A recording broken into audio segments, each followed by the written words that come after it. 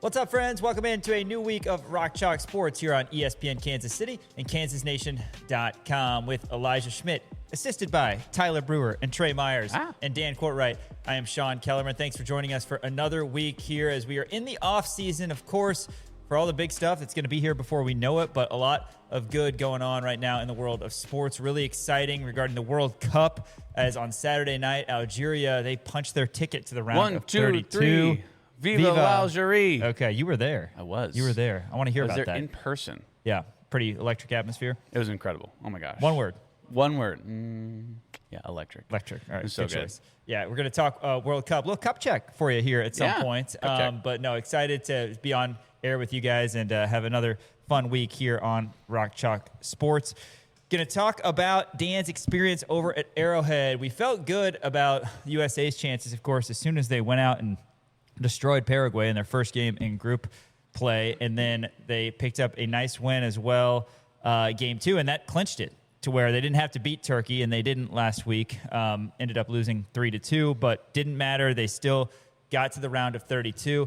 And then the cherry on top was Algeria also getting to the round of 32, despite losing their first match to Argentina.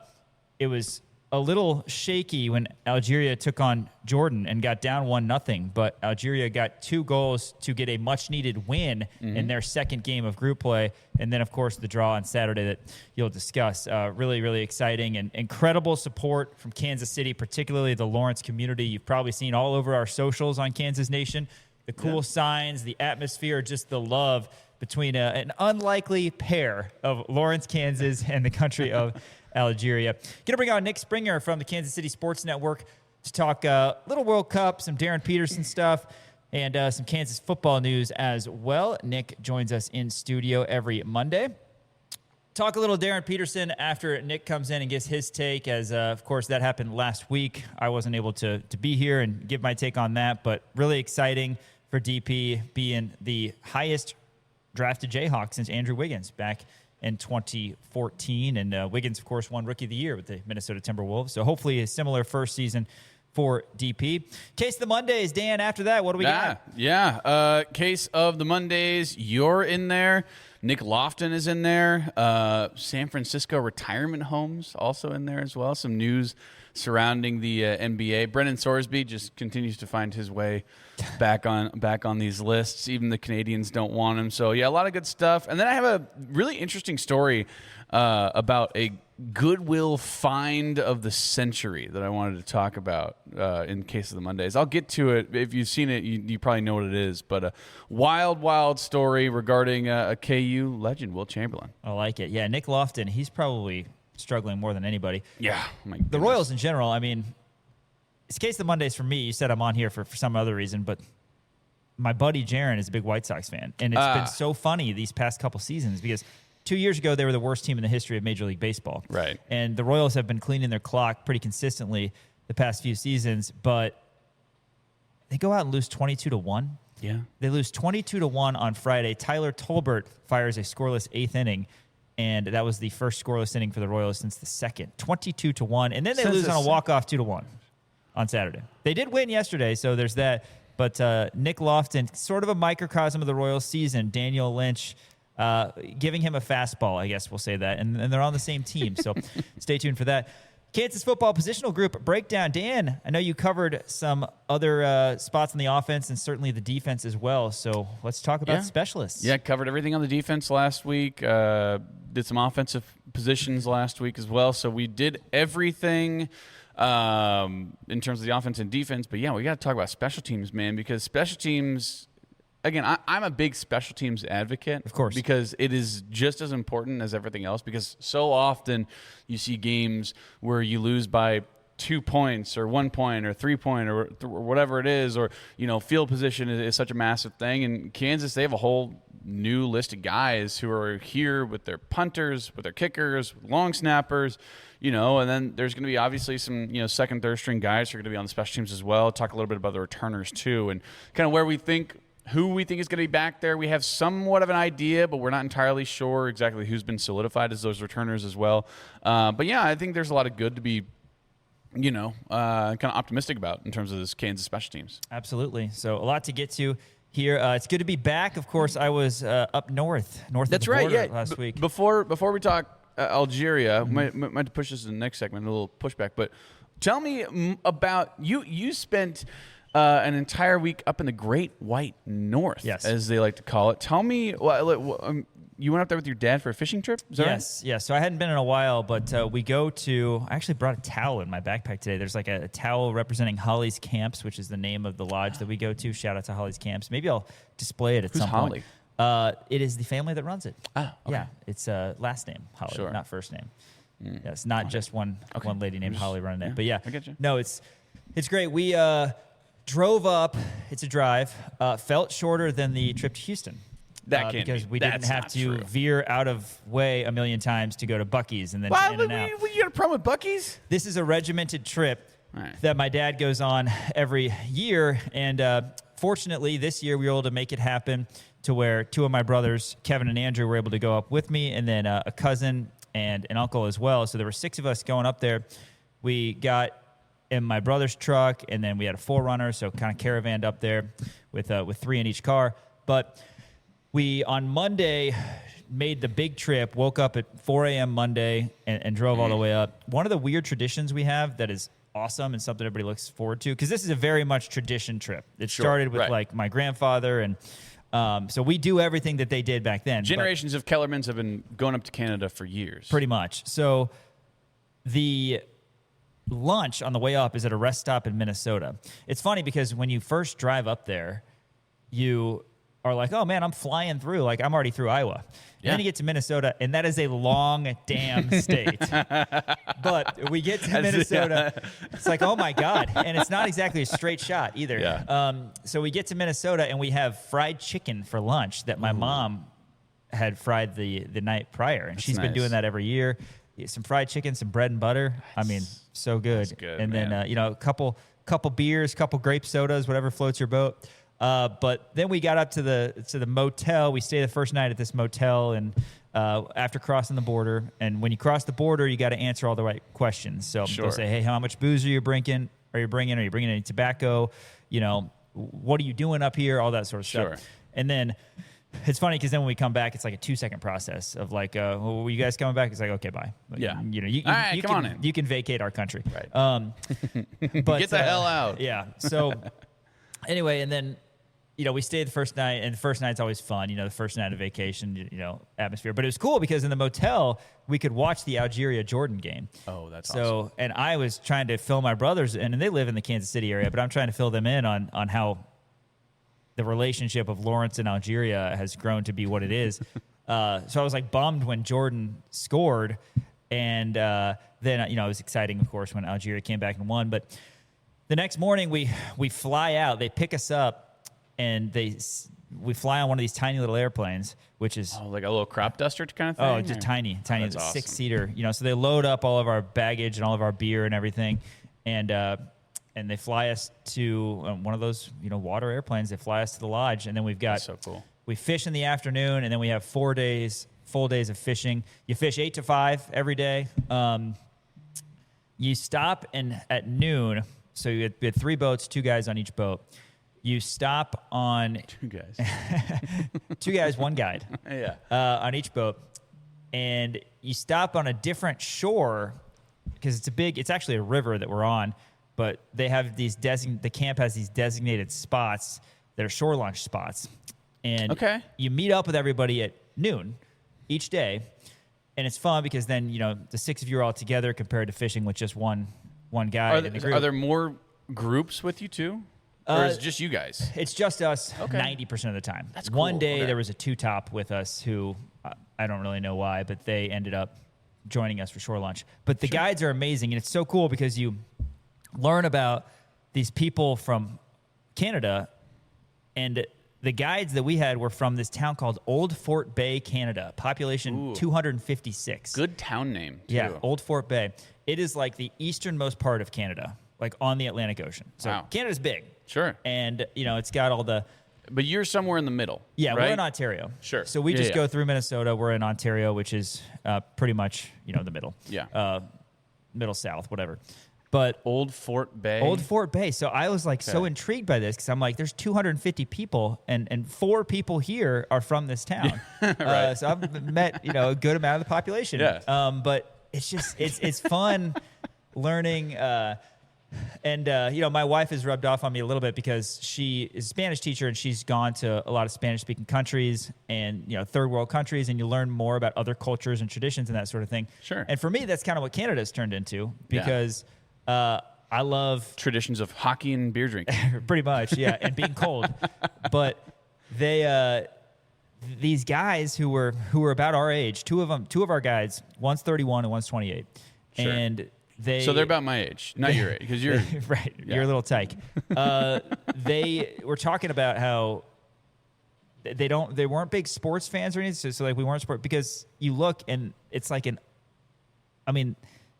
their way of life is, I think that there's one school in their town. Sure. But it's like fishing. I mean, they're literally on the ocean.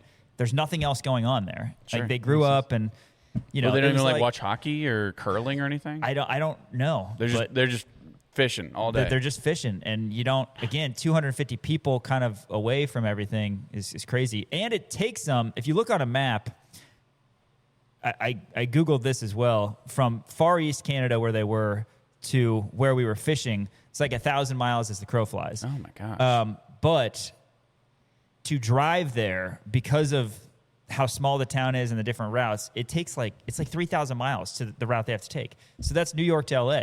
That's ridiculous. And these guys are just there working from May to September at this camp. And sure. They're busting their ass the entire time at the camp because they're working, they're getting up at 7, they're getting the bait for us and setting up the boat and all that. And then they're, I'll get back to I'll get back to the shore lunch. So they drive? One time he did. He said he fly. He said this time he. I was about to say fly, that's being insane. Okay, I know. Yeah. So yeah. That's wild.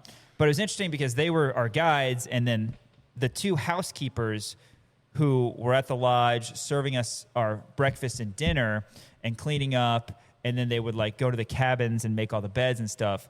They were their 2 girlfriends, and it was crazy because they grew up. It's like you and Josh and Brian thinking about like growing up. Your elementary school friends.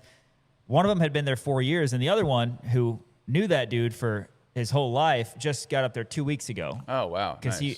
he brought his girlfriend 2 weeks ago. Sure. Because they were at some other lodge and didn't like it, and so it was kind of fun. It's like the population of this tiny town in Canada. Right. So that's part of the experience. Like a quarter of the population. Yeah, that's crazy. Yeah, but it's the. The shore lunches are awesome because then you catch up with everybody who's at different parts of the lake on their boats, and what'd you catch? What were you using to catch them? I had this monster and lost him at the boat. That sort of thing. Yeah. But shore lunch is incredible. We're getting walleye every day. We have walleye that they fry, and then it's so good. They fry it for you, and then oh my god, dude! The process is crazy. Then they've got potatoes and onions and beans, and then they've got cookies and all that. But they pack everything. Part of what the guides do before we get on the boat is they pack everything into the tubs to prepare for shore lunch. So you've got one of the guides filleting all the fish each day. Sure. And the other 2 are chopping up the potatoes and onions, and then the other guy is preparing the table. Maybe he's chopping the wood to start the fire. I don't know. It's just crazy. Dude, that's awesome. It's crazy. So 4 straight days of that lunch. So you put on some weight. Sure. It's fried walleye and then the potatoes and onions. Incredible. It's like a 10 out of 10 every single time I've had it. I've been 5 or 6 times. It's incredible. I was saying, imagine being these guys and eating that for lunch just every single day. So they started. A couple of them brought sandwiches. Okay, yeah, they were just at some point they're just sick like, of fish. Right. Yeah.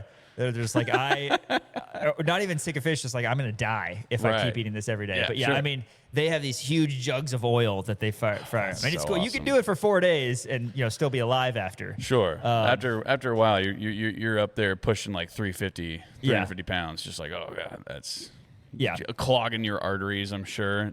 How many rough estimate? How many fish did you catch over the 4.5 days? So the fishing maybe wasn't as successful as it's been in the past because the weather was like sunny and then a little bit rainy, and it just, I don't know. But I mean, I probably still caught over 4.5 days, maybe not 100, but close. Oh my god, that's a way bigger number than I thought. Absolutely. You would say. So people will, dude. So people will like, people will get greedy. People being me. And I think you were people going to say like 20. Oh, hell no.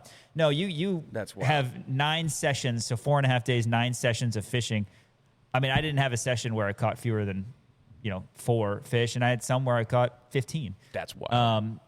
But yeah, you catch them, and if the walleye are the right size, you save them, and that's what you eat for lunch. Sure. And they put them in their little boat thing, and Man. But then you want to try to get a trophy, and 4 of the 6 guys got a trophy. I did not get a trophy, which I was bummed on. 18-inch smallmouth bass, or a 27-inch walleye, or a 38-inch northern. Sure. I got some good photos. Maybe I'll throw them on the video stream at some point this week. But my dad got a couple trophies, and nice. one of my brothers got a trophy walleye. And the other 2 got one too. But it's awesome. Then you go out in the afternoon, and usually the afternoon's more about trying to catch the big fella.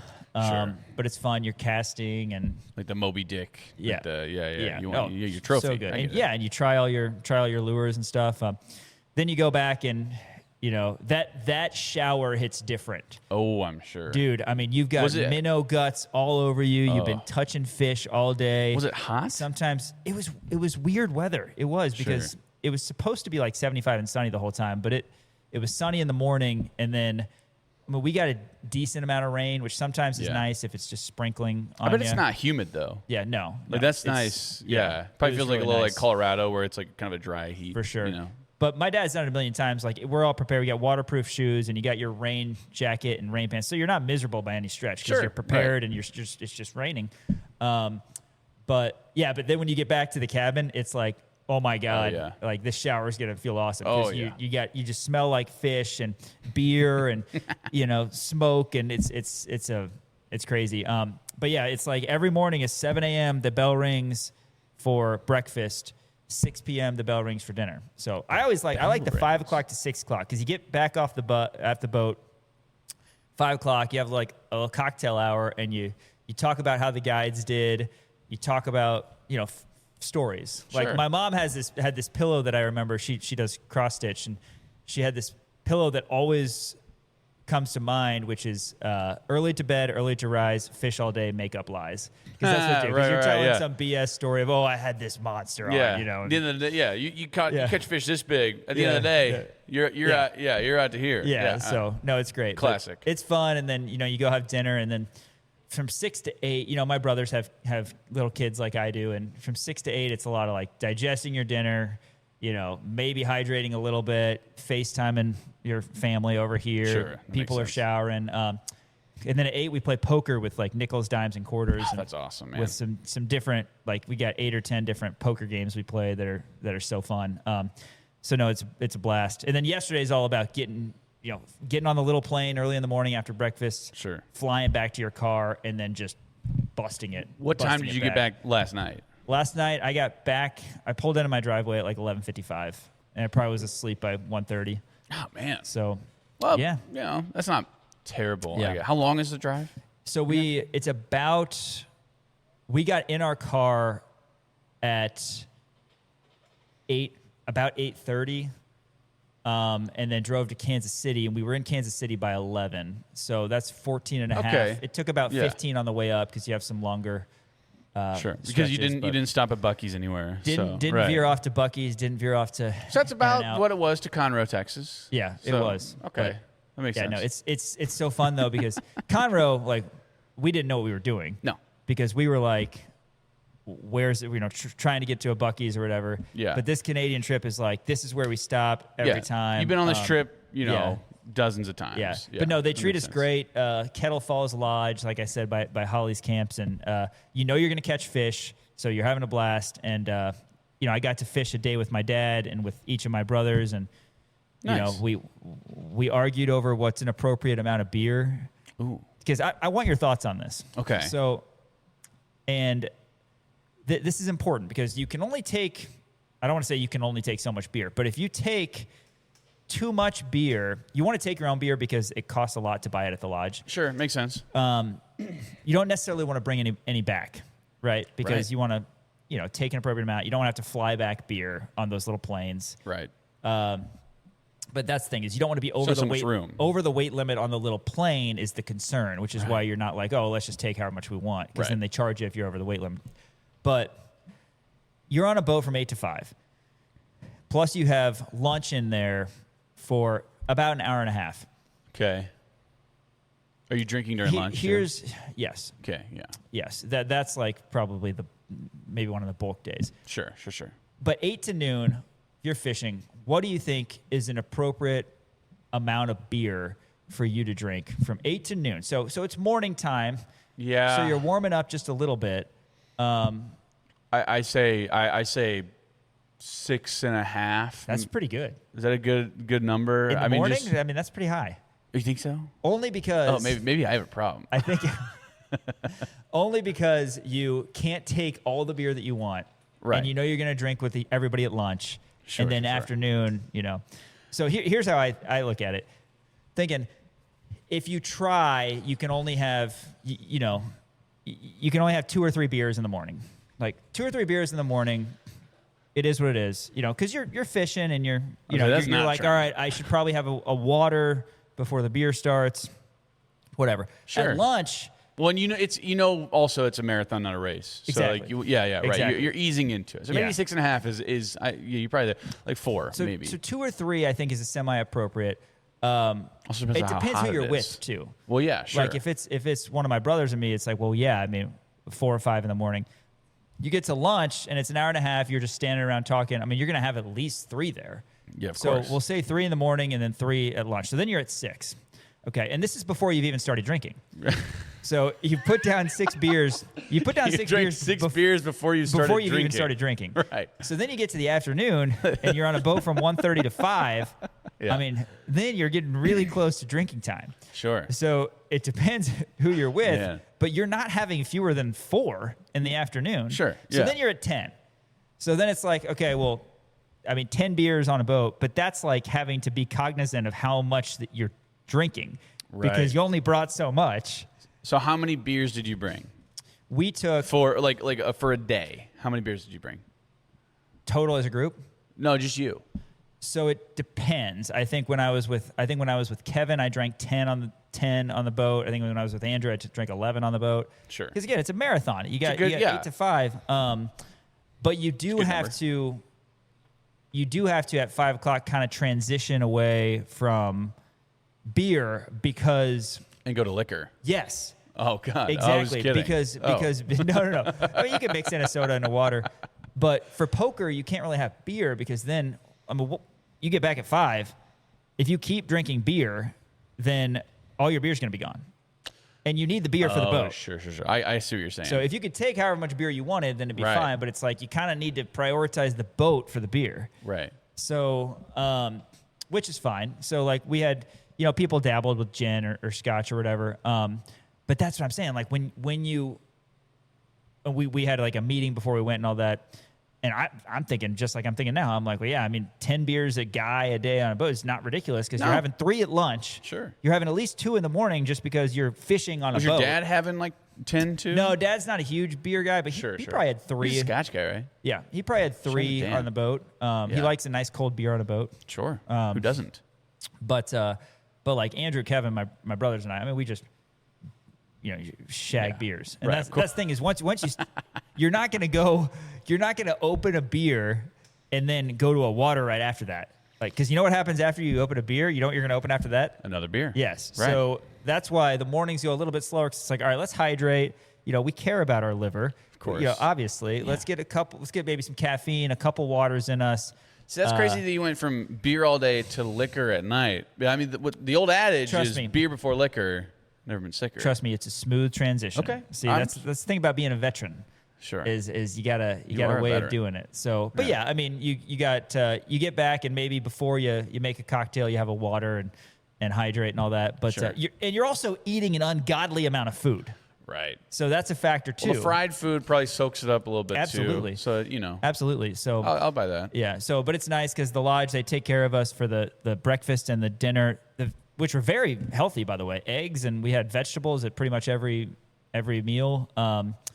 But the lunches, man, just so hard to beat. The fried fish and then Frank's Red Hot and that sounds great. One day they made onion rings for us. Man, yeah.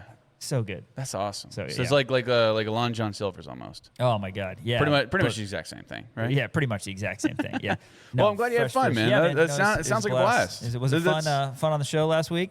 Yeah, I had a blast on the show last week, man. I mean, a lot of stuff to talk about. You know, Darryn got drafted. Well, I want to get your thoughts on DP going to the Jazz, but you know, this sounds like you had a great time. For sure. Yeah. No, appreciate you and Elijah and everybody holding it down here, and I know that we both. Are you excited to be back to reality? Of course. Yeah. No, I will obviously really miss my girls. So sure. Well, that makes sense. So got to see them a little bit this morning, and you know we'll get to play a lot this week. So this is a good question for a guy without kids. For a guy with kids. Yes. When you come back from a trip like that, do you wake them up?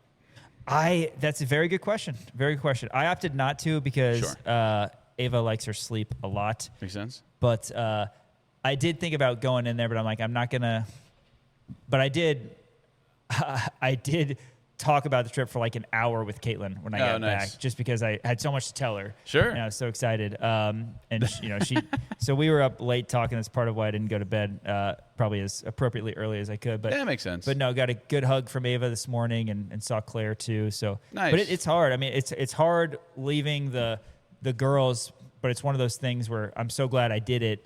And I'll be going again, you know, as soon as I can, hopefully in the next couple of years, because it's so fun. Like the memories you make, like all the fishing and, you know, we joke about the beer drinking and all that, but it's like great memories made from, you know, being on the boat with your brother. Sure. You know, and whether you're catching fish or not, you know, you're talking about life and, you know, like I said, and then you get a ton of inside jokes of everything, right. You know, throughout the trip. And, you know, somebody gets screwed in poker and, it's hilarious and everybody's laughing, you know, so all sorts of great memories on that front. But yeah, we'll enjoy this. The off season, of course, for us here with the KU centric everything. And I know I've got a trip to the Lake of the Ozarks the end of next month, and you've got your trip to London in the fall. So I'm actually going to the Ozarks this weekend too. Are so you? You're going to be potentially on Friday? holding it down. Holding it down on Friday. I'll be here until Thursday. Yeah. So. Yeah, we'll see. We don't quite know yet what the plan is for Rock Chalk Sports on Friday. So stay tuned. Of course, 4th of July falls on a Saturday, but Friday oftentimes is seen as a holiday. So we'll keep you up to date on that. But we'll be on air as normal, both of us here through Thursday, and a lot to get to. You'll see some familiar faces as well, including Nick Springer, who's coming on a little bit later. But I do want to hear your experience at Arrowhead on Saturday. I've never been to a World Cup game, and of course, the atmosphere from everything I saw looked amazing. So, going to talk about that next and do a little cup check here on Rock Chalk Sports. That's coming up next year. Appreciate everybody tuning in on ESPN Kansas City, KansasNation.com. Crown Automotive, our founding partners here at Kansas Nation. Give them a visit on South Iowa in Lawrence. Miles Schneer and his team, some of the best service and sales staff in the game. They can get you in the vehicle that you need. Great selection of new and used vehicles over at Crown. And if you're not local, crownautomotive.com is the place to be. Cup check. USA and Algeria both on to the round of 32. Woo! Round of 32 first game was yesterday, and indeed it was Canada picking up the victory. So they are the first team to advance to the round of 16. USA got it done despite losing to Turkey at the end of last week, and they will take on Bosnia and Herzegovina Wednesday at 7 p.m. Excited for that. But Dan, Algeria, that's been kind of close to our heart here. We've got the flag. We've got all the pomp and circumstance around Lawrence. Yeah. You were there on Saturday, and Algeria was able to get a draw against Austria. Kind of take us through that whole experience of what it was like, because we've seen it, but in person, I bet it was pretty special. It was amazing. Like it was. It might have been the best sporting event I've ever been to in my life. Really? Like it was that incredible with the Algerian fans, and everybody that I met was so incredibly friendly. Like I met a guy from England, I met a guy from Tunisia who just hung around because obviously Netherlands played against Tunisia on the Thursday, and he just was like, screw it, I love Kansas City so much, I'm sticking around. So he stayed for the Austria game. And so there were so many people around, and I wore a Rock Chalk Algeria shirt. My dad actually got us a Rock Chalk Algeria shirt. So the reason I went to this game is because me and my sister went in and bought 2 World Cup tickets for my father, and my dad wound up taking me, so I kind of made out like a bandit while my sister got stuck with the bill, kind of. But so that's the reason we went. We were up in like section 329 or something like that. Like we were way up. But also when you're watching soccer, it's almost better, right? Like I kind of didn't want to be farther down. Like we were up, but the field is so big, and the passes are so long that it's a better vantage point. And so it was so much fun. I have a couple of stories from this, and maybe this is a hot take. I'm glad that there wasn't any tailgating, because of the fact that when you get in, the whole lot out in front of Arrowhead was packed to the gills with people. They had beer stands and Coca-Cola stands, and they had fun different things, like different bars you can go to, and they had the Michelob Ultra like player trophy, player of the game thing out there. You could go and take a picture with it. They had merchandise, and they had like a DJ out there. Again, maybe a hot take. If they're able to tailgate, like you wouldn't have been able to do that. And I love the fact that they were like, hey, no. And I understand, like, obviously they were selling the stuff too, so like, you couldn't bring your own beers in or whatever. But it was so much fun. And like I said, everybody was so kind. Like every Algerian fan that I met was so kind. And like I had a couple people like thank me because I was wearing a Rock Chalk Algeria, and I had a KU hat on too. And they were like, oh my gosh, like Lawrence has been so incredible, and all this different kind of stuff. I do have one story, and this is going to bleed into the other story. So I went to Power and Light on Thursday to go help out with content for Sports Radio 810 WHB. And while I was there, I went to go grab dinner. While I was there, I went to this Hooli House place, got some fish and chips. And I was sitting next to a guy, and this guy was wearing all like FIFA stuff, no like team affiliated anything. And I was just sitting there chatting with him, and I brought it up. I said, hey, so what do you do? He's about my age, maybe like between you and me. He said, actually, I'm unemployed right now because I just quit my job about 3 weeks ago. I was the director of transportation for FIFA. Oh, my God. I was like, oh, okay, interesting. He said, yeah. He said he took the job back in April, and he said when he took the job, they welcomed him in. They brought him into the office, and he was the director of transportation for like the Kansas City area. I don't know if people want me to tell this story, but I'm going to tell it anyway. I don't care. Like I don't care if FIFA officials come after me. I doubt they will. This guy said, yeah, he comes in April, and they say, hey, nice to meet you.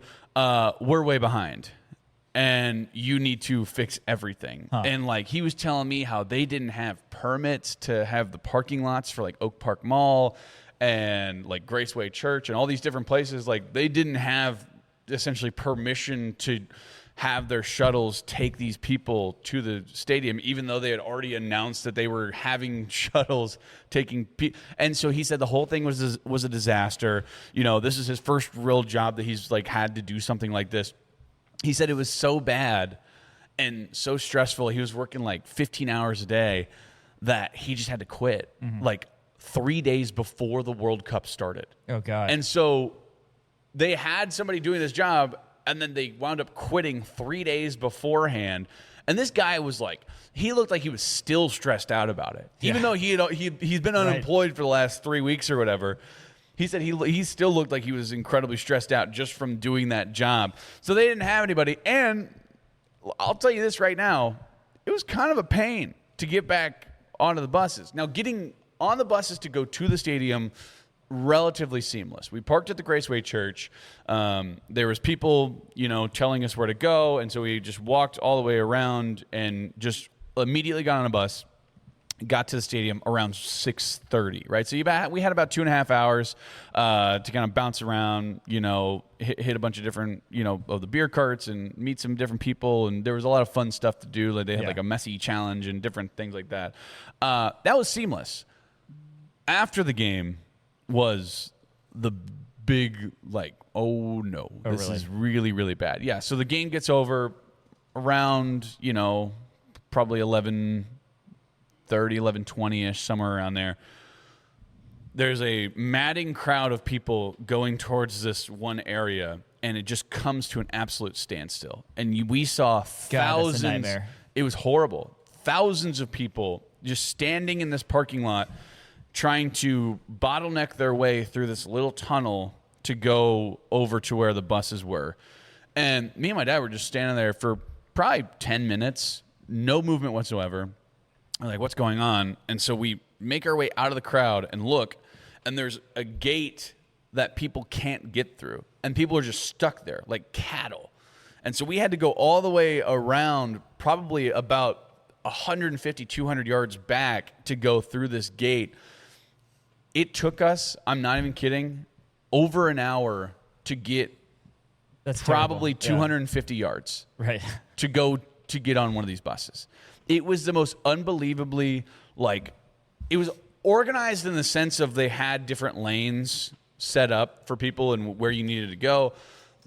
I could not tell you how many different people were getting in the wrong line and then hopping over the fence, and the FIFA officials were going over and tackling them, trying to be like, hey, you can't, it was just, it was unbelievable. There was one lady, she hopped over the fence and she's like, my line's over there. And they're like, listen, lady, we don't care. You can't be hopping fences. Yeah. And she was like, I need to, and she was not a good person by any sense of the imagination. She was it was very much like, I'm the most important person here, and I need to be in my line. Right. And they're like, look, we'll take you over there. So they took her over there, whatever. But that happened probably 20 different times. People just hopping fences, trying to cut in line, and very, very unorganized. It was hot, muggy, humid, and it was the game. I'll talk about the game too. I guess that's why we're talking about this. Right. The game was incredible, but getting back on the shuttle bus afterwards was kind of a nightmare. So where did the shuttle take you? To P&L? Graceway Church is in Raytown. Okay, it's just one of the spots. It was to meet. It was 2.5 miles away. Yeah, it was nothing. But it still took over an hour to get on the bus. We could see the tent. Right. We were in a line of sight. We could see the tent that we needed to be under. It took us an hour just to get up there. It was unbelievable. So that sucked. But everything else was incredible, right? The atmosphere was incredible. Everybody was super, super, super nice. Like I said, I was sitting right next to a nice gentleman from Tunisia and his wife, who was actually from Mexico, and they had just stayed in Kansas City because they were there for the Tunisia game. That's so cool. Really nice people. There were some Austrian fans in front of us, and it was probably the game or the match of the tournament so far, right? Yeah. Because it was a weird situation where, both teams were kind of wanting to lose. Now, something else happened, which essentially made it to where Austria would have not advanced if they would have lost. But the way that it was shaking out is that if they both end in a draw, Algeria would advance and take on Switzerland, and Austria would advance to take on Spain. Algeria was actually rooting for a draw, because if Algeria would have won, then Algeria would have advanced, but Austria would not have advanced. But then Algeria would have had to take on Spain, which you don't want to do that, obviously. Yeah. If you had an opportunity to take on Spain or Switzerland, you definitely want to do that. That's I'll equate it to running up against Florida in the national tournament as opposed to Texas A&M in the national tournament, right? That's kind of what I'll equate that to. So essentially, a lot of people were thinking hey, they might just screw around this entire time and just nobody scores, both of them advance, and it'll be okay, right? But then see 6 goals. Yes, so we got to see 6 goals. It was absolutely incredible. Algeria strikes first. Then you saw Austria go ahead, get one, tie it up at 1-1. Austria gets another goal almost immediately. All of a sudden, it's 2-1. You're thinking, oh no, this is terrible. Riyad Mahrez has a awesome goal about 60-ish minutes left. It's tied up 2-2. And you saw Algeria just trying to waste time. They were kicking the ball around, not doing a whole heck of a lot because it was 2-2, and I think both teams were okay. Yeah, couldn't afford a loss. Yeah, right. Yeah. You couldn't afford a loss. Algeria didn't want to win because they didn't want to go up against Spain, and Austria wanted to draw because they were just hey, we want to, we want to at least be Advance, in. yeah. So, they're like, whatever. But then 90 minutes happens. They put on 4 minutes, the stoppage time. Again, Algeria's kind of messing around a little bit, waiting for a draw. 3 minutes and 20 seconds into stoppage time, Riyad Mahrez gets a breakaway, fires one into the back of the net. Everyone's going crazy, but then as everyone's celebrating, you can kind of see the realization of Algerian fans around me going like, oh, no. Yeah. Now if we win, we go and take on Spain. Right. So the way that it happens, the way that it works in soccer is if you're in an attack position, they'll let you go over the allotted stoppage time. We were at like 96 minutes. There was only supposed to be 4. They went 2 minutes over the allotted 4 minutes that they had given them. And Austria scores like the very last second. Insane. To go and get a draw. Austria advances. That actually knocked out Iran. So I think that they understood that, hey, we need to go. But it wasn't like Algeria didn't let them score, right? It wasn't one of those kind of like disgraces.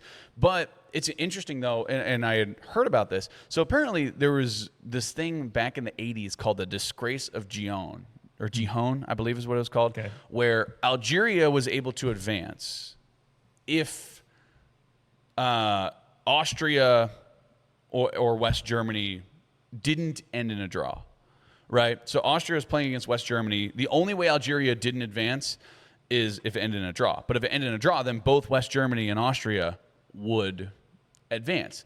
So what had happened is that I think both of them scored one goal very, very early. And for the rest of the game, Austria and West Germany just kicking the ball around, doing nothing because they were conspiring against Algeria. And so Algerian fans have been waiting for 40-plus years to get revenge on these guys. And they, certainly did it. But Austria kind of did it to themselves. You know what I mean? I think it would have been great if they would have knocked out Austria completely for the disgrace of Gihon. Yeah. But instead, Austria gets to advance, and they get to take on Spain. Meanwhile, Algeria gets to take on Switzerland. And it's a much better situation because at the end of the game, it's actually funny. Austria scores that final goal with seconds left to go. Algerian fans going fire crazy. Out of their seats. They're like, "Whoa, we don't have to play Spain. It's amazing. Right. Oh my God, no, now we get Switzerland. Like they screwed themselves." What percentage of Algerian fans versus Austrian fans? Ooh, I'd say probably, honestly, like 70-30. Yeah, like it felt like a home game for Algeria. And now, granted, I saw a lot of people from Kansas, from Lawrence. Right. Like it wasn't all Algerian fans, but obviously Kansas City and Lawrence, they've kind of adopted Algeria as their own, where they're like, hey, this is our team. Like we love these guys. Everybody's been super, super kind. And I was walking around and, there was a ton of people in Algeria, scarves and jerseys and shirts. And they were like, oh yeah, I'm from Johnson County, or oh, yeah, I'm from Lawrence. So it was fun to see. That was really, really cool. But yeah, the Algerians, by the way, they put up a banner. Shout out to Tyler Brewer for taking this picture, but they put a banner right behind the goal that said "Thank you, Lawrence." And it was really cool to see. Just kind of tipping their hat to the city of Lawrence for being such welcoming hosts here for the Algerian team. And like I said, they had a ton of fan support and a lot of people. Like I talked to a lot of people there who said, like, yeah, I mean, this is they've been so ingratiated in our community that they had to go to this game just to support Algerians. And it was a lot of fun, man. So, again, probably one of the best. I mean, like, touchdowns are cool, buzzer beaters are cool, but, like, the feeling of watching a World Cup goal, like, in person, there's nothing like that ever. I mean, you fire out of your seat, throw both your hands up, you're high-fiving everybody, there's chants going on. I mean, just unbelievable. It just, like I said, it's probably the best sporting event I think I may have ever been to. So cool that both Algeria and the USA advanced. And, when you look at this now kind of moving forward to the round of 32, which, I'm a fan of bigger brackets. So I love the whole 48 teams. Pool play, get down to a round of 32, and that's where we're at. Like we said yesterday, Canada advanced as the first team to go to the round of 16. But, I mean, when you kind of zoom in, USA against Bosnia and Herzegovina, that's Wednesday.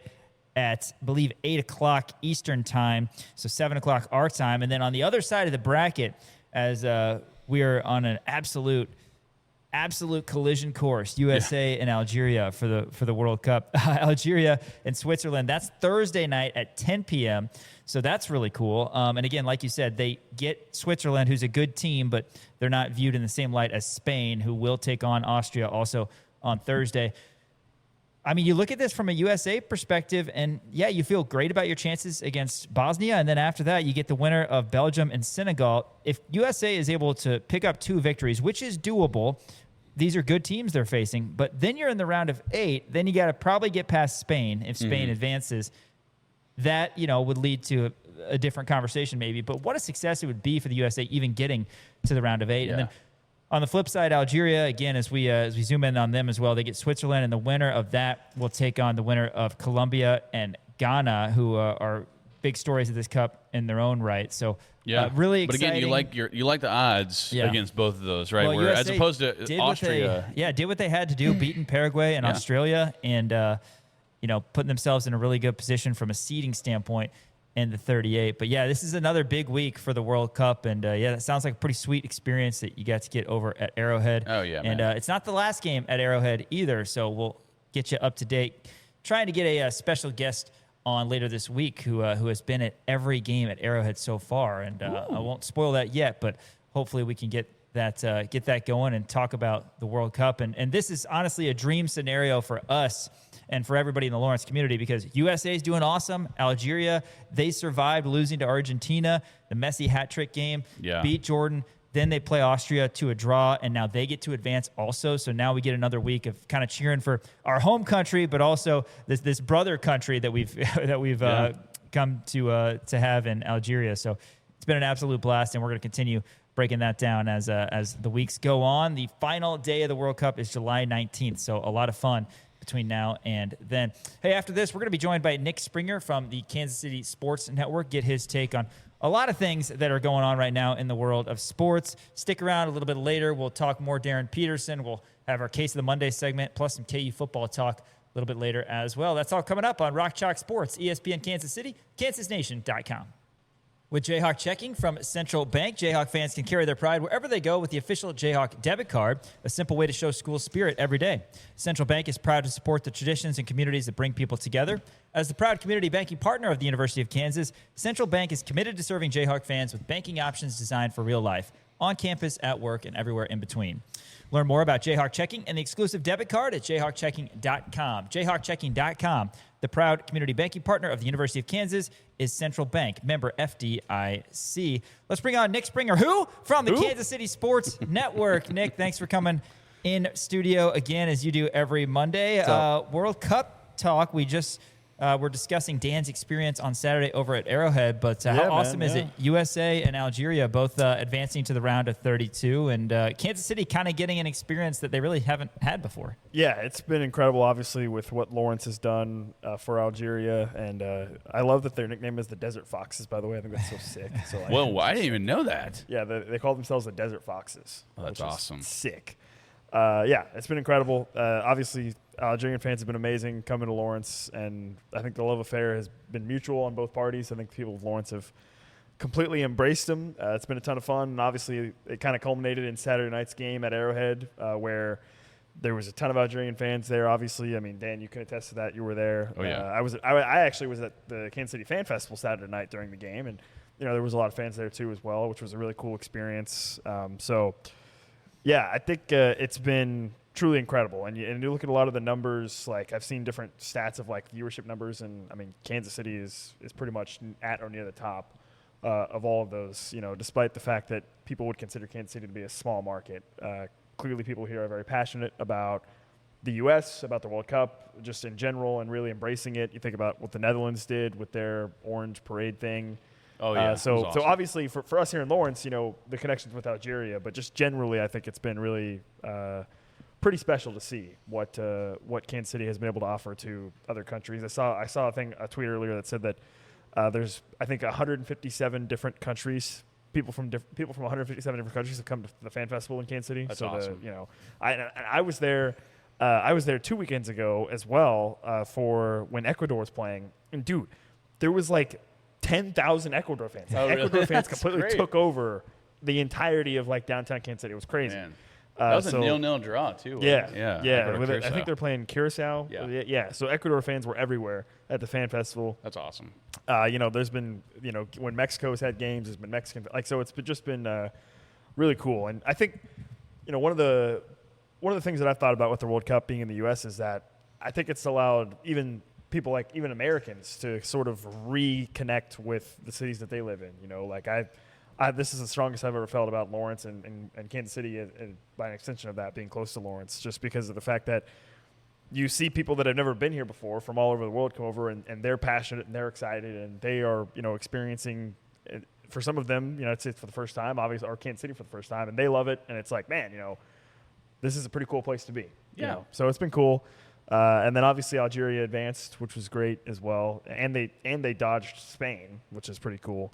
So they're going to have a decent chance to advance too. So that's cool. U.S. is going to play on Wednesday against Bosnia, which they should win that. So that's good to have the U.S. keep advancing as well. So, yeah, man, it's been a heck of an experience over the past, whatever. When did this thing start? 2 weeks ago, 3 weeks ago? Yeah, something like that. And now we still have over 2 weeks. We still have almost 3 weeks left of this tournament, right? The final's not until, I don't think, the 19th of July. Mm-hmm. So there's still going to be, there's basically 3 games a day every day this week. There's going to be, more games. And so it's, it's been a lot of fun. Yeah. It's cool. It certainly has been, man. And, we always talk about the summer and complain about the summer, how there's nothing going on. But then, like, we've gotten lucky with, you had the Olympics a couple years ago.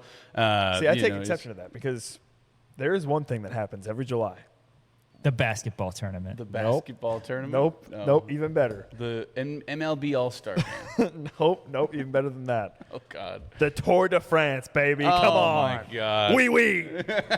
Love me some Tour de France, baby. It's awesome. It's on every day for the entire of July. It's on in the mornings. You wake up, turn it on. It's great. That's got me through, like, the past, 5 summers. And honestly, okay, when I first, probably 6 years ago, I started watching it as a joke. I was like, oh, this is kind of stupid, these stupid idiots riding bikes. Yeah. And now I'm into it. Now I'm like, dude, this is sick. That's I know crazy. the teams, the guys. It's cool. It's fun. And You have dude, the most it's on every day in July. Yeah. It's awesome. It gets you through the entire month. You every like day. all the weird sports. The one Dude, thing I do if it's remember about you competitive- that you don't like handball. No, I don't water like water polo. polo. Water Yeah, polo. no. That's right. If it's competitive, I'll watch, except water polo. Water polo is where I draw the crazy. line. Why? I refuse Water to watch polo's water great. polo. It's That's what I'm stupid. saying. I like I don't water wanna- polo. No, I'm not going to watch some people tread water. It's for like 2 handball, hours. but No, it's you could stupid. also drown. No, it's literally the dumbest sport of all time. I don't understand. Added It's ridiculous. Tour de France. I'm going to write. Yeah, I'm you're going talking to write a letter. about a Tour de I'm going to France. write a Tour de letter. France Hang is on. I'm going to stupid. write a letter to the Olympics. Tell them they should remove water polo as an Olympic sport. It's ridiculous. If they're gonna Stupid. no, I hate water polo. You watch bicycling.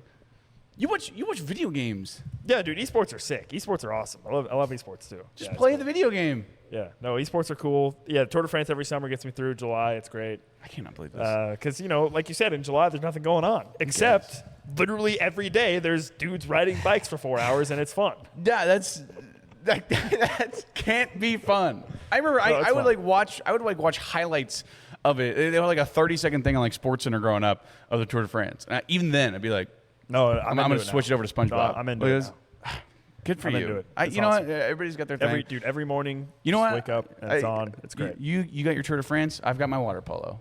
I like esports too. Again, like I said, if it's competitive, if there is a competitive version of it, I will Sure. watch. You know except, what? Except water polo. You should tune in on Sunday mornings to ESPN News. They always have like Omega Ball and like professional Yeah. breakdancing and like Yeah. air guitar contests. Yeah. That's always fun to watch. I always like that. They I'll do that watch. on Sunday I'll mornings. watch anything. I don't care. It If is it's great. competitive, I'm watching it. One more question on the World Cup.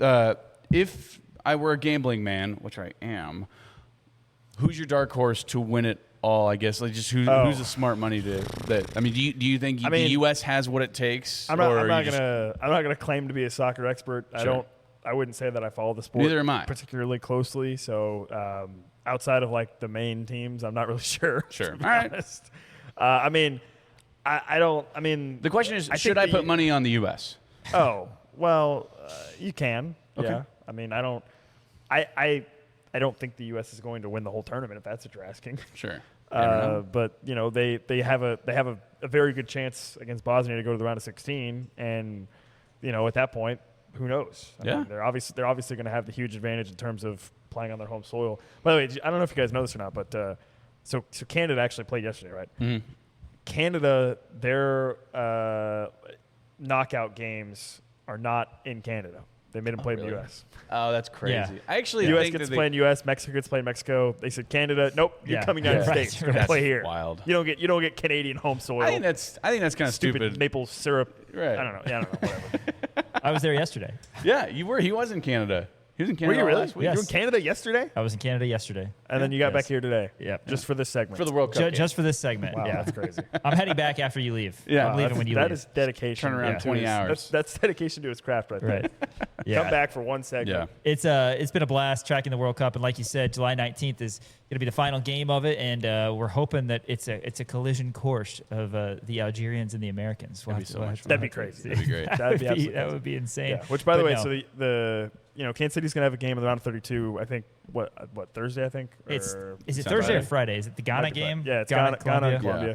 And then they have a quarterfinal. Let me check But that hey, right no now. more Portugal and Argentina in the quarterfinal. That dream know. is, Yeah, that dream it is. is. That was there was a sliver of hope where you're Which, like you could see okay, the Messi city- and Ronaldo in Kansas City. Like it would have been the city probably would have burned down. Oh, absolutely. It would have been. So it would have been maybe great. this is for the best. It is maybe. Friday. Friday's Colombia and Ghana. Yeah. Imagine the those quarterfinal ticket game. prices. Well, I mean, yeah. that's- No, I know. you're- So what happened was when everyone thought it was a possibility, everybody bought all the tickets and the ticket prices went way up. But now that it's not a possibility, I'm guessing ticket prices are probably going down, actually. I would Right. think. Yeah, that makes sense. Could be. We'll continue to track that. But yeah, USA plays on Wednesday, Algeria Thursday, and the Kansas City games Friday. So a lot of fun with the World Cup. Packed week. Nick, what do you think about Darryn Peterson getting selected Who? second overall to the Jazz? Was this a big shock to you? And what do you think of the fit? It was not a shock, no. On our podcast, on the Payton podcast, we talked to Jeremy Wu of ESPN. Woo! Probably like, I guess maybe 3 weeks ago now. I don't remember when we had that conversation. And even at that time, I don't think he was fully ready to commit to saying that, like, it was going to be Debanza and Peterson 1-2, but, like, it definitely, kind of – he seemed like he felt that way.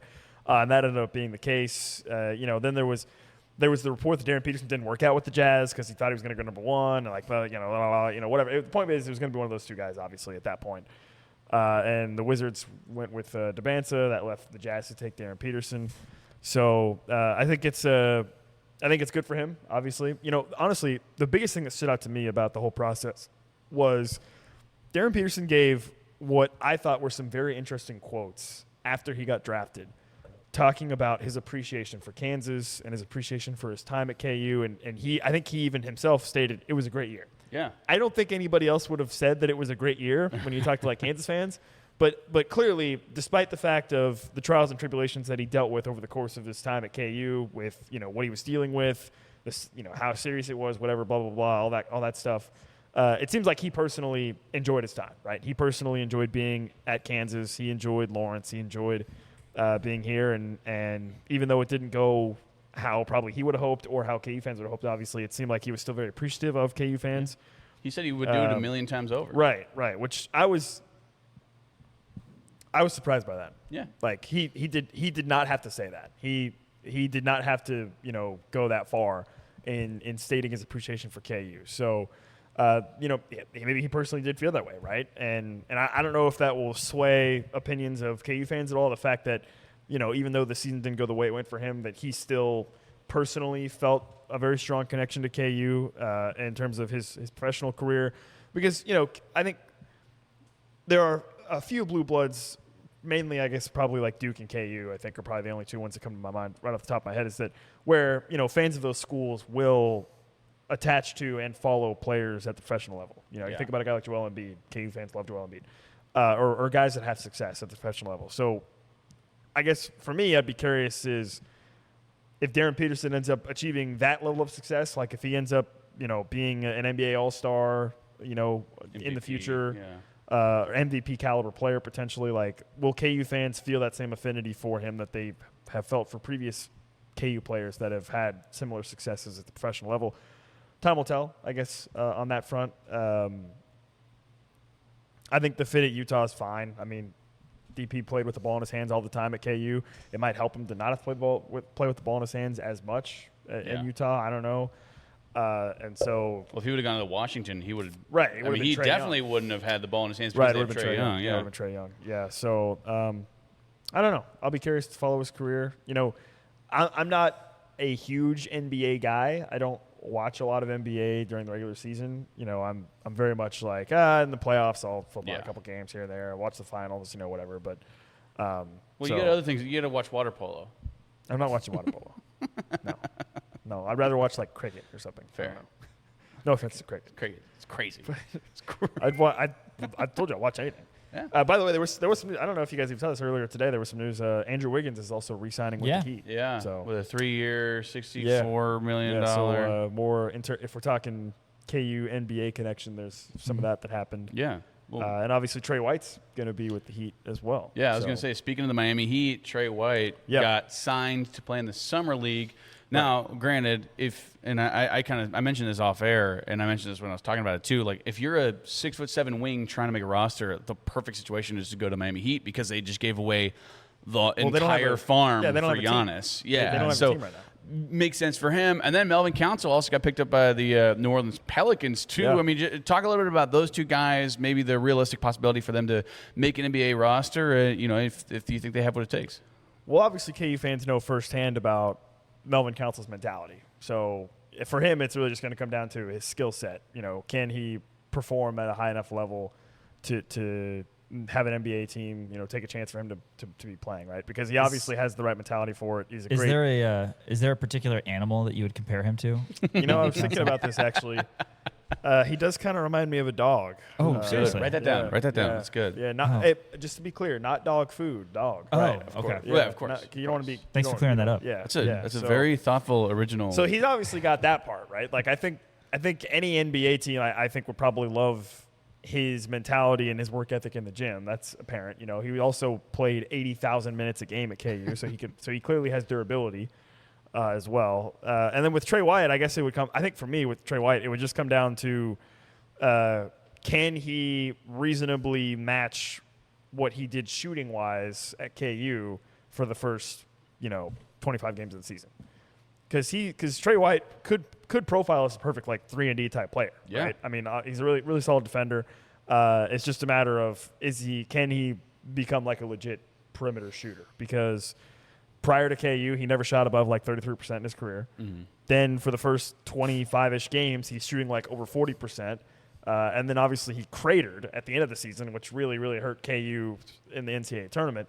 But I think he still ended up. I still think he ended the year shooting 41% from three in total for KU. So if he does that, I think there's definitely a path for him to be on an NBA team. Yeah, looking forward to tracking that this summer too. The summer league, which has been more and more interesting, just because those summer guys. League, I'll maybe watch. Yeah, I mean it's fun. Juwan Harris will be playing. Hunter Dickinson I might will be watch playing. summer league. Flipping on some Jayhawks of old. I don't know if it interferes with the Tour de France. I'm right. Yeah, no, there's no way. Yeah, but it's fine. We're fine. God forbid, right? No, hey, something I know you're very passionate about are numbers. I hate numbers. How about Tate Kenny getting 0 and Tyron Stokes getting 4 for jersey numbers? Yeah. That's two of the most iconic numbers in KU basketball history. I mean, we're talking Tom Robinson. We're talking Frank Mason, Devontae Graham, Nick Collison, Sharon Collins. You like that fit for him? Yeah. Yeah, no, I do like it. And hey, by the way, some early clips from KU with Paul Mbia. Oh, he looks good. I saw that he looks good. Little backdoor pass to Kenny.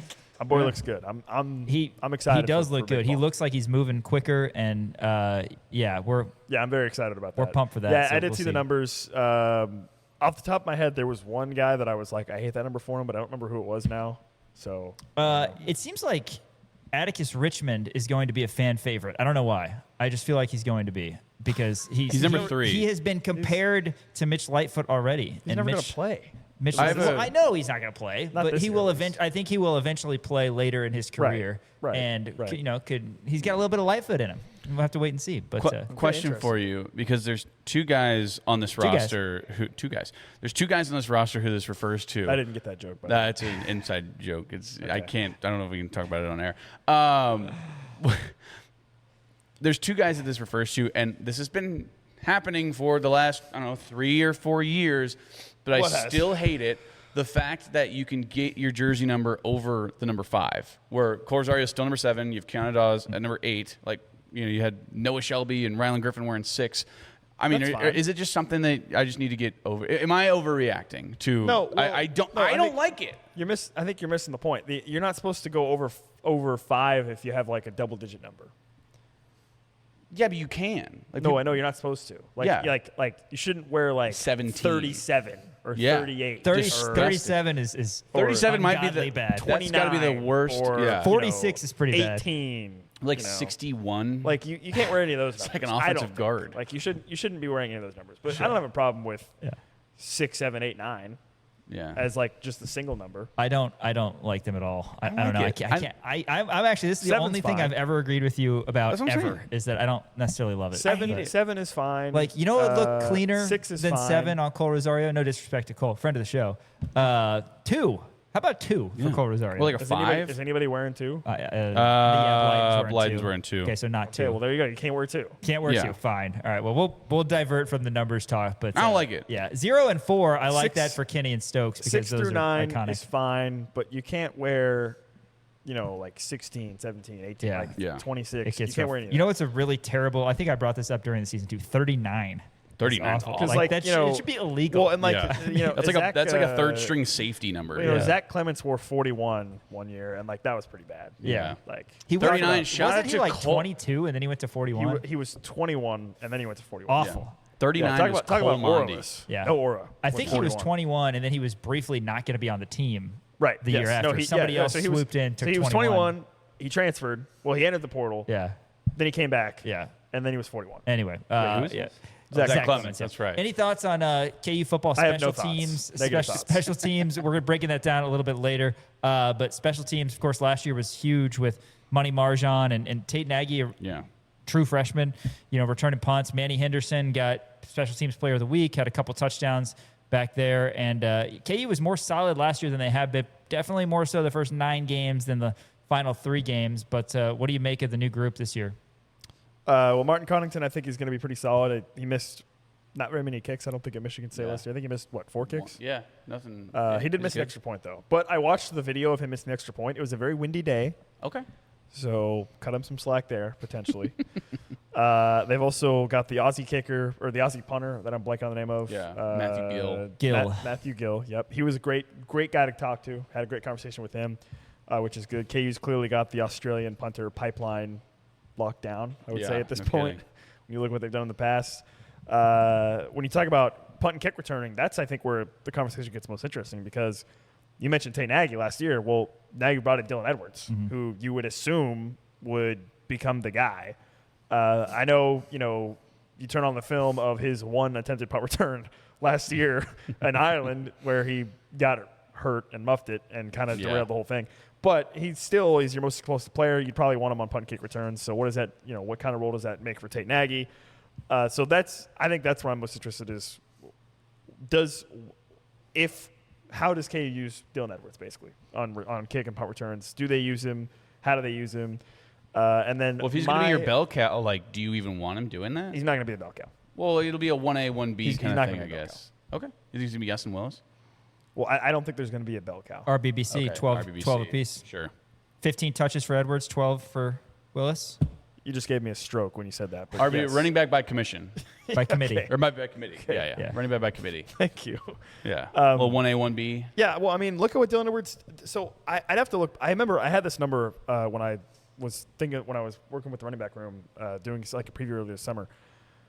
Dylan Edwards in his career, I think, has only had 20+ touches in like less than 5 games, like in his entire career. Like when you go back and look at what he did at Colorado and then his 2 years at K-State, there was only like very few games where he had more than 20 carries or 20 touches, period. Sure. So he's not, and obviously he's not the biggest guy in the world, so he's not going to be that, right? Yassin Willis is definitely going to be probably, if you're talking workload, he's going to be the guy that you're probably going to want to give the ball to a little bit more because of his size. But obviously with Dylan Edwards, you still want to be able to deploy him and get him the ball. So I don't know. That's and then my personal favorite player before I was so rudely interrupted by whatever the hell you said. The RB, I don't even know what that was.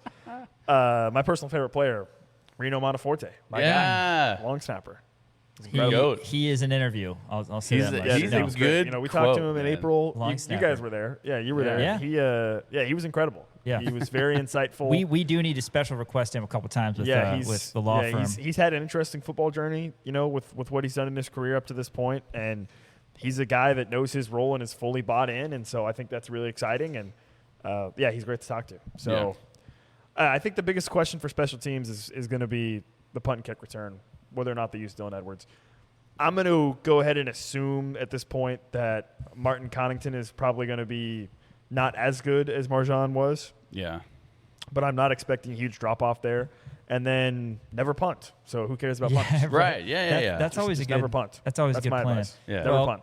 Nick, always appreciate you coming in, your time, your insights, and don't do anything I wouldn't do this next week, and we'll have you on soon. Watch Tour de France, never punt, and go Algeria. All right, those are your 3 things. All right, I got it. Things. Nick Springer, Kansas City Sports Network Pay Heat podcast. Make sure you check that out. After this, talking a little Darryn Peterson to the Jazz in a little bit more detail. That's next on Rock Chalk Sports, ESPN Kansas City, kansasnation.com.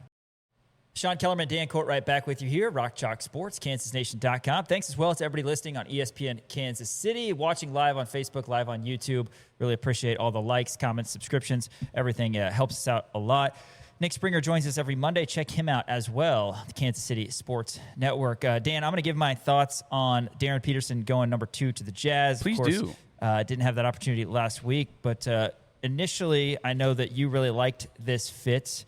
Why don't you refresh everybody on your thoughts there? Yeah. So, I think the fit for him is a lot better because the Washington Wizards, they just extended Trae Young's like 4 years, $200 and some odd million, like an insane thing. So they're going to want the ball in Trae Young's hands a lot more. What the Wizards needed was a 6'9" wing, a guy who can score on the outside, while the Utah Jazz, they have a really nice front court with Jaren Jackson. They have Lauri Markkanen. Kente George is a really nice player on the outside, but they don't have like a true point guard. So Darryn, the fit makes more sense. Now, I understand the aspect of when you're drafting this high, you shouldn't draft on fit. You should draft on pure talent evaluation. But when the talent at the top, and I'm just going to include the 2 guys because Cam Boozer's his own thing. But when the talent at the top, when you have A.J. Debonsa, when you have Darryn Peterson, they're both right there. Darren's a more talented player, but AJ's right there underneath him and has a different kind of skill set that the Wizards needed as opposed to what the Utah Jazz needed, where like they didn't really need an A.J. Debonsa. They could have used an A.J. Debonsa, that would have been fine, but they needed like a true point guard, whereas the Wizards absolutely needed an A.J. Debonsa because they already had a point guard with Trae Young. So I love this fit. I think that he's going to have the ball in his hands for 37 minutes of the game, every single game. Hopefully he's able to stay healthy.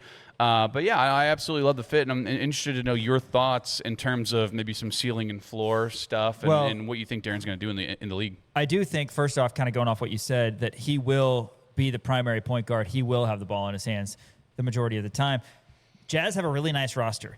People probably don't want to hear that. The Jazz last year went 22-60. That's not very good. No, I get that, but there were so many NBA teams that had terrible records because there was the tanking and all that.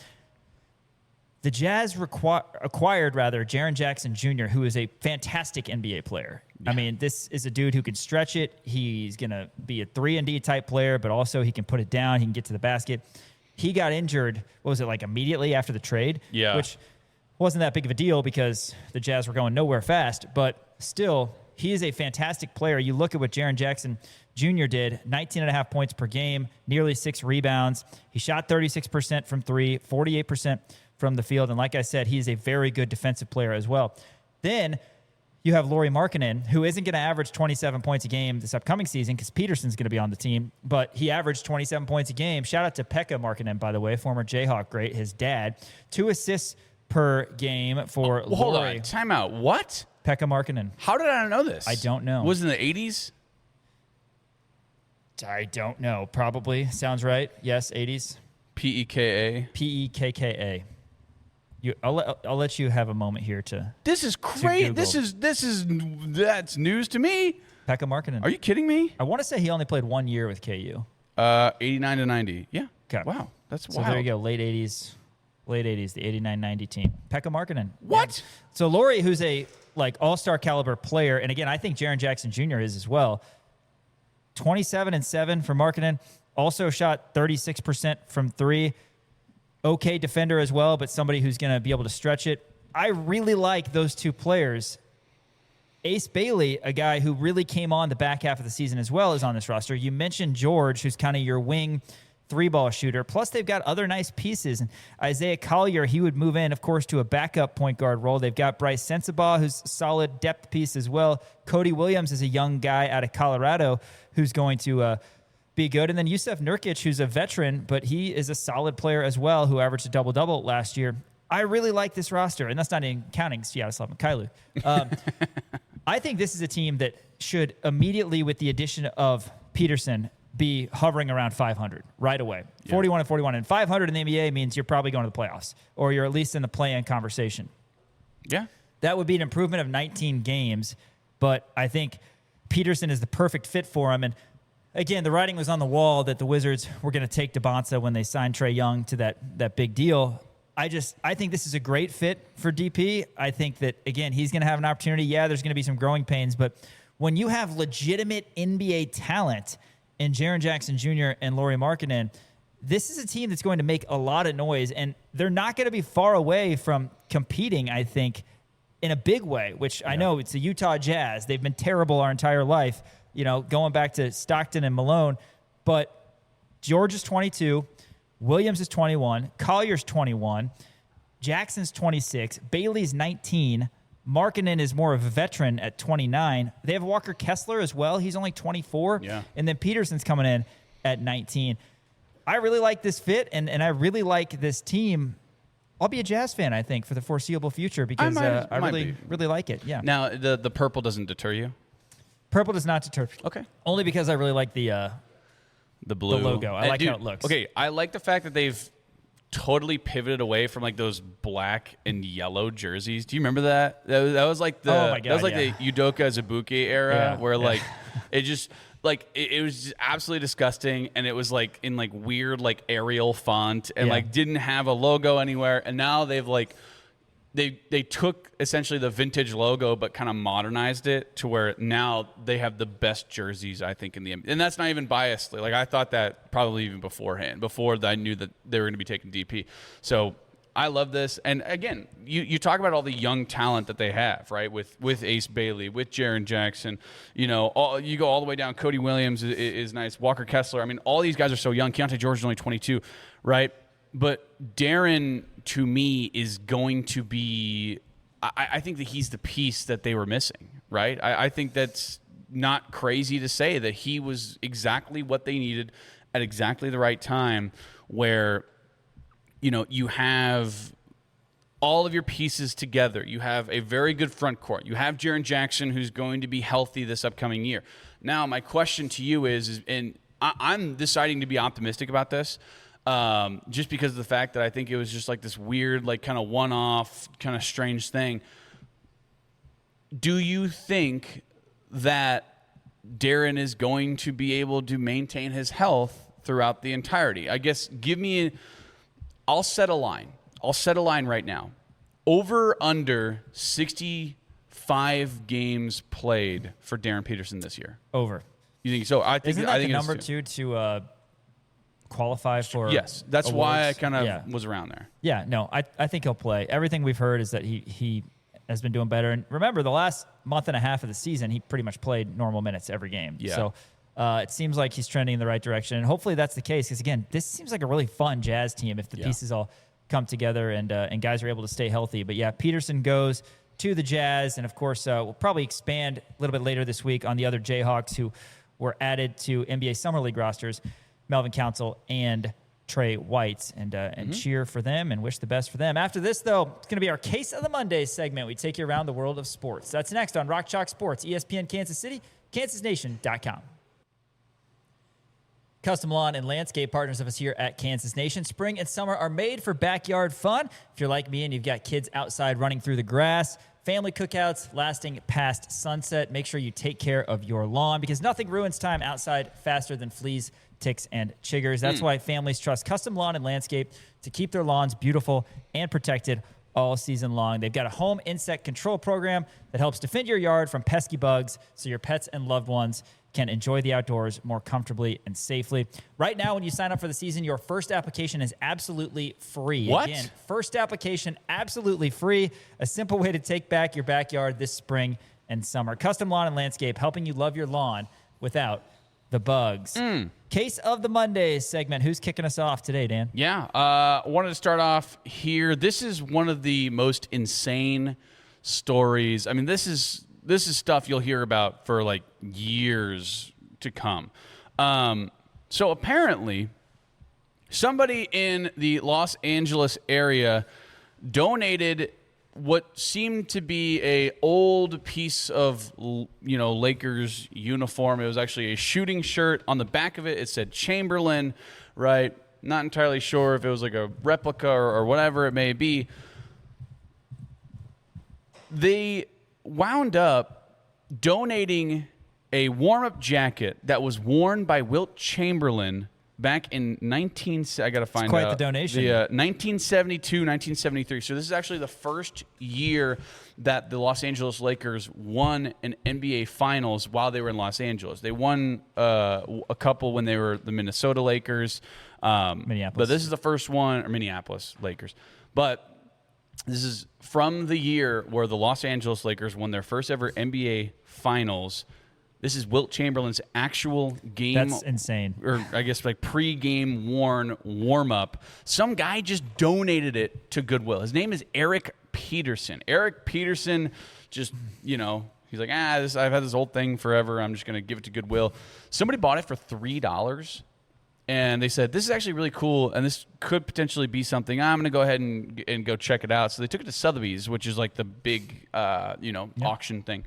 Turns out that this garment that was donated to Goodwill and bought for $3 has a estimated worth of $150,000 to $250,000. How did this person get a hold of it? I do not know. I don't know the story behind it. Apparently, they had Sotheby's like picture match it and do everything. The thrifts.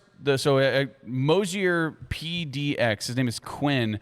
Owns a vintage shop, and he was just looking around, scrounging through Goodwill. I actually know a guy who owns a vintage shop down in Emporia. His name's Merrick. Shout out to Mackside Vintage. Check it out. He does this. He just goes to Goodwills across Kansas and just tries to find all these different kinds of things. This guy just was like, oh, hey, this is a cool thing. It's, old, and it looks like it's from the 70s, and it has Chamberlain on the back. Hell, I'll buy it for that. It's $3. Yeah. Might as well buy it. And he's just found an absolute gold mine in Goodwill. I mean, that's so amazing. That's crazy. They did find out who, again, this guy's name is Darryn Peterson. However much that this Quinn guy sells this jersey for, he's got to give Darryn Peterson some kind of kickback. I don't know about that. You don't think so? Darryn Peterson, how do you not have any sort of thumbprint That is crazy. on what you were possibly going to be donating there? It's unbelievable, dude. Yeah, that would be really nice if he's able to, give him that cut. But yeah, I think he needs to give him some goodwill, if you will. God, man. I mean, come on, that's just that's a heartbreak. Imagine if you had a shirt that you just had forever, and you're like, screw it, I'll just.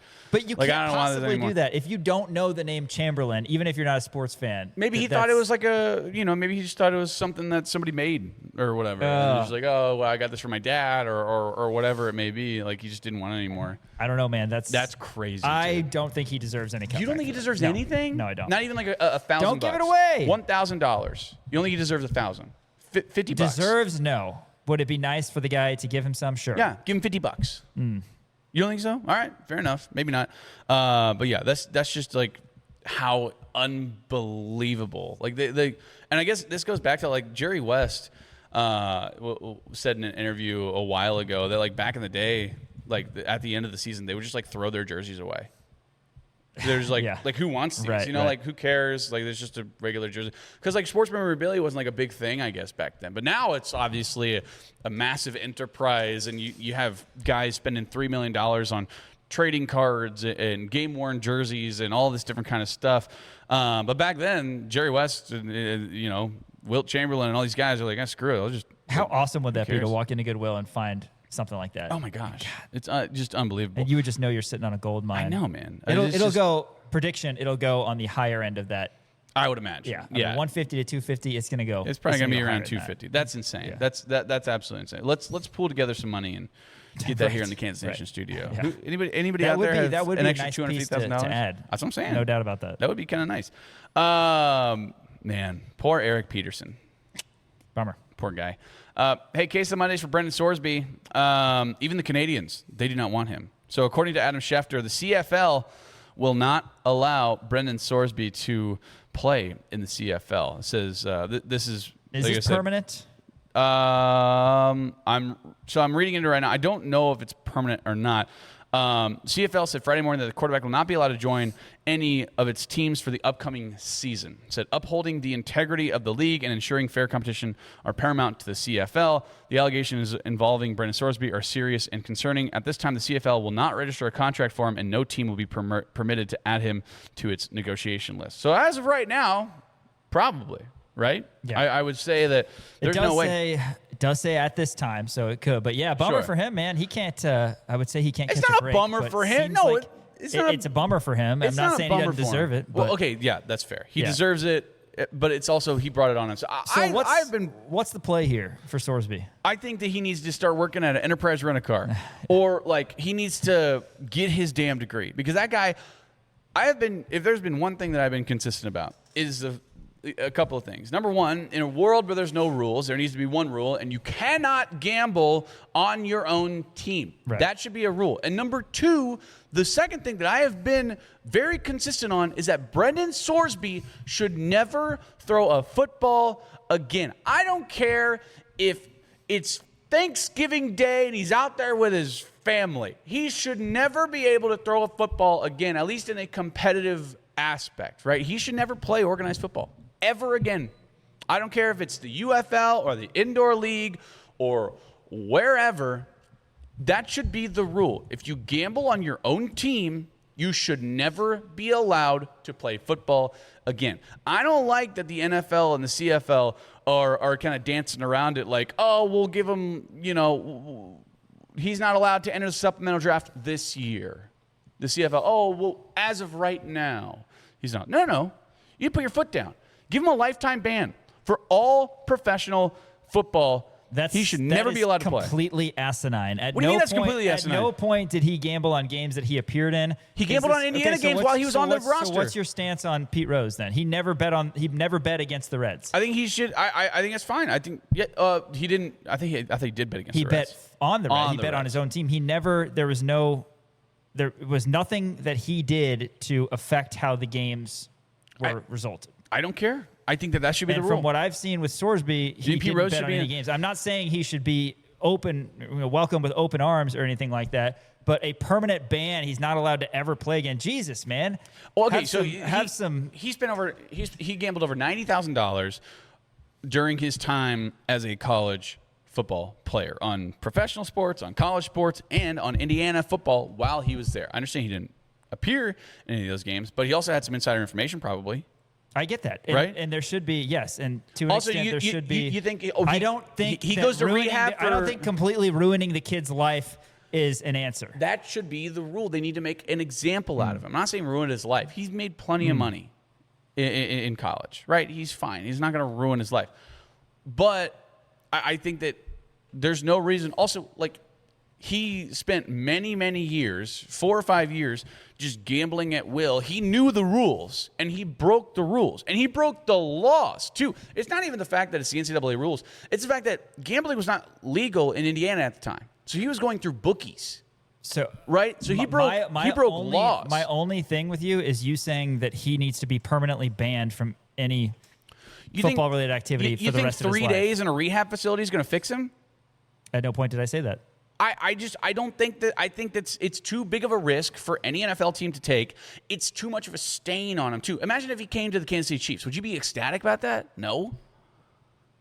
I don't want Brendan Sorsby in a Chiefs jersey. There are elements to this that relate to him being. I think Jameson Williams should be out of the league. Yeah, but he's not. I know. Going to be. But you're saying Brendan Sorsby should be. So do you have something personal against Sorsby to where he needs to be the one that they're making a mistake out of? They need to make an example out of him and nip this in the bud. Again, there are no rules. Is it different than Malik Beasley or Terry Rozier? Terry Rozier was actually throwing games. Terry Rozier should be out of the NBA in terms of, okay, they're done in the NBA. Sorsby, he's done in the NCAA. Are you wanting Rozier and Beasley to not have a chance to play basketball in any other league because they were banned from the league that they were actually gambling? They broke the rule.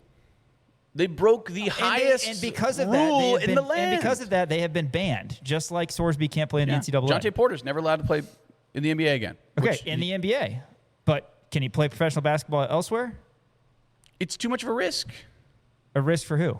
For whatever team picks him up. I guess I don't know if you can gamble. You probably can somewhere. You can gamble on indoor football or whatever. I don't know. I think that's too far with Sorsby. But anyway, yes, the CFL, they're saying as of right now, I bet he eventually plays football within the next couple of years. He'll be brought on by somebody. We'll see what goes with that. But yeah, he's been a staple on Case of the Mondays. Yes, he certainly has. Hey, it's a Case of the Mondays for LeJay Jones. Where did he actually play? Oh, he played for Florida State. So he got picked up by the Miami Heat, or no, the Golden State Warriors, excuse me. And there was a very funny interaction that happened with him and Jimmy Butler. So LeJay Jones comes over from Florida State, and he calls Jimmy Butler, FaceTimes him, and says, "Hey, man, I want the number 10." Now, insane thing to do. Right. Like, you call up Jimmy Butler. He's the 54th pick in the NBA draft. Not even going to make the roster, probably. Yeah. You call up Jimmy Butler and say, "Hey, actually, I want number 10. Jimmy Butler says, "No." He says, "You want my number? You can afford it." He's like, "Well," he said, "I'll take out a loan." Jimmy Butler, this is what he says. Jimmy Butler says, "0 shot. You can wear 0-1 or something. Say it's your number backwards." You know? Yeah. He doesn't want to give him the 10. Jimmy Butler says, "I will give you the number 10 for $25 million. Yeah. I don't think LeJay Jones can. I don't think his NIL is going to cover that. I don't think it will. Yeah. What was your bummer. Because you played baseball back in the day. You played a year back. What was your number? My number in basketball was 22. Clean number, man. Nice. Good so number. clean. It's a good basketball number. Yeah. Wiggins. I don't remember. I don't remember the other sports as well. Like when I was playing like middle school football, I was a tight end. I was in the 80s somewhere. Sure. I don't know. But yeah, baseball I also don't remember really. But I remember basketball was 22 was the number. I probably still have my 22 jerseys. Fair enough. Yeah. I do recall because when I was in high school, I had the same number for football and basketball all 4 years. So starting from my freshman year to my senior year, I was number 2 in football, and I was number 15 in basketball. I was number 15 Solid because numbers. Yeah, 2 in football is. I wouldn't have pegged you for that. I love number 2. Well, you got to remember I was much smaller than I was, and I played corner and I played wide receiver. Right. Starting out, and then I transitioned to running back. But 2, I mean, any kind of single-digit number is a solid number. 15, I picked because of Mario Chalmers. Yeah, that was in basketball, but that was because somebody else had already had 2 in basketball. And then when I got to college, I really wanted the number 2, but there was a couple of guys ahead of me who were like seniors who had the number 2, and so I was like, that's fine. And they just threw me the number 46. Awful. Yeah. Awful. Is that what you wore? I was 46 for 2 years, and then 2 years after that, I actually got moved to 45. Why? Somebody wanted 46? Yeah, I don't know. It was weird. I like 45 better. Because it's a round. It's divisible by 5. Like, it was okay, but I just never was able to get the 2 back. So next time I swing by Ladson Field at Schumacher Park, will I see a 46 or a 45? I would imagine they've had them retired by now. Yeah. That goes hand in hand with them building the statue of me, of course. So yeah, but I do remember because it is weird, not being able to wear the jersey number that you have always worn. Yeah, it's weird. Odd. When I put on that 46, you know how I felt? Awful.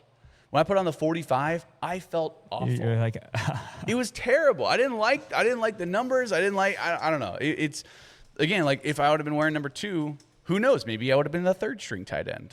True. You never know. Could have been, You never a lot know. of great tight ends were number 2. So Yeah, I think you had a exactly. good That's chance. what I'm saying. Nick Lofton's future children are on here. Poor guy. man.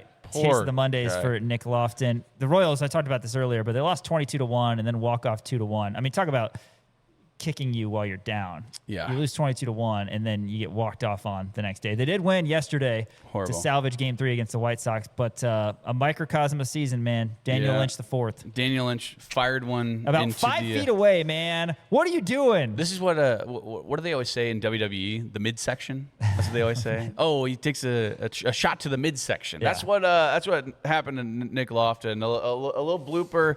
Daniel Lynch grabs one. Nick Lofton playing third base fires one right into the where he should have been wearing his cup. By the way, I did like the score bug. They were celebrating the 1983 White Sox World Series. This is on it was cool. the Chicago broadcast. I always love those retro nights. They don't do them enough. Yeah, they did a retro score bug, which I thought was really fun.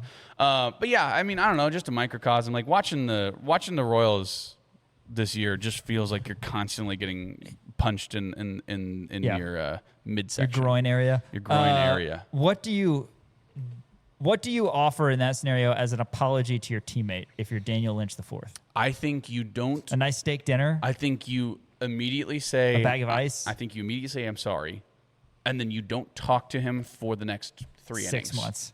Okay, yeah. Or 6 months. Well, I guess it was bottom of the ninth, right? I mean, he had to leave the game. That's how bad Yeah. it was. Like, you see this all the time in baseball where, a guy gets clipped where the sun don't shine and, he Why don't has to people wear stay in. cups anymore? I think some of them do. Like, Most I of think them do. catchers I think you have to. I mean, you'd be idiotic not to. That's what For I'm this saying. exact reason. That's what you I'm got a guy saying. throwing 98 miles an hour 5 feet away, which is on Daniel Lynch. I mean, it's just terrible. But not a good throw. anyway. That's tough. What else we got I here? think I think you immediately go up to him and say, "Oh my gosh, I'm so sorry. I didn't mean to do that." And then you don't talk. There has to be a grace period of about 30 minutes 6 where months. you don't. He didn't want to see you. You know Oh, damn well Nick absolutely. Lofton did not want to see Daniel Lynch's face. I'm fairly So certain you- it was you at wait- least 30 minutes because he was back in the. That's what I'm saying. But then you Receiving treatment. You wait until everyone is. You get back into the locker room, get all undressed, and then you go up to him afterwards and you say, "Hey man, here's a bag of frozen peas. Please don't be mad at me." Yeah. I think that's what you have to do. I mean, obviously it wasn't intentional. It sucks. I think you got to, I don't know, maybe buy him a boat or something, depending on your salary. Yeah. Speaking of nut shots, by the way, I'm excited for this. The new Jackass movie's coming out, or it's out right now. I haven't seen it yet. It looks fun. It's gonna be the last one. Were you ever a big Jackass guy? I dabbled occasionally. It's Sure. fun. Oh god, what is great. Hey, case of the Mondays for retirement homes in the San Francisco area. It's not really a case of Mondays for them. I just wanted to make an old joke. Apparently, per Shamstrania, let's see, was it Kevin Legion O'Connor? Hoops. Was it Kevin O'Connor? Yeah, Kevin O'Connor was the first one to kind of report on this. The Wizards apparently are attempting Warriors. to trade, Warriors. Oh my gosh, sorry. The Warriors, the Golden State Warriors, are attempting to trade with the Wizards for Anthony Davis, and they're also not re-signing Draymond Green in order to try to lure LeBron James to the San Francisco area and play for the Golden State Warriors. Your thoughts on the oldest super team of all time? It would be. Hey, Bron and Steph in the Olympics, fire. So much fun. Fire, man. So I much love fun. it. I mean, even Bron haters can't hate that. I like the fact. This would be kind of fun. This would be like a. How do I want to? It would be almost be like Larry Bird and Magic Johnson teaming up in 1992. Or Jimmy whatever. Butler would be the young buck, and what is he, like 31? Right. Yeah. No, the Golden State Warriors. 36. They have Oh my God. pods, right? He's 36. They have Braden Pajinski pods. Yeah, totally. Trace Jackson Davis. Yeah. Who else? I'm saying of the big four that they would be right. forming. Yeah, that makes sense. Oh, they had a Pat. No. The white boy who. Pat Spencer, yeah. Pat Spencer. Yeah. Cam Spencer's brother played lacrosse. Speaking of bad jersey numbers, by the way, 61. Horrible. Awful. Just horrible. But that guy's got a strap on him. Can't play a lick of defense. That'd be fun, though. I think that'd be fun to see, and I'll set Anthony Davis aside, but obviously, AD and LeBron are our boys, and they want to come back together, and this is a kind of their bait to try to get them. But in the twilight of their years, right, they're not the same players that they used to be, but they're still a lot of fun, and they're still pretty good. They're still putting up 20-plus at night. Seeing Steph and LeBron in the same jersey would just be a thing of beauty. You think? I think it would be. I don't know. I like it. I do, because you had that rivalry for so long, right? Whenever he was on the Cavs, and it was always like Steph and LeBron, and Steph was winning all these championships, and then LeBron had the 3-1 comeback with the Cavaliers. I think it would be a good storyline. Like, I know people feel how they do, but if you have Steph, Hemi, AD, and LeBron, I mean, it'd be kind of fun. Like, that team going up against the Spurs, who are all like 23 years old. Yeah. Although, do you think Draymond Green feels a little left out? Yeah, because he declined the option. He? So like they're going to be having a party over there, like he's a little just retirement as old party. as those guys, man. I know. Yeah, crazy. But Draymond Green wants to play with LeBron. I mean, they're boys. Yeah, Remember that picture of them at like a wedding where like Draymond Green and LeBron I think were Lance like Stevenson might be available as well. All right, one more here. Case of Mondays. Yeah, one more here.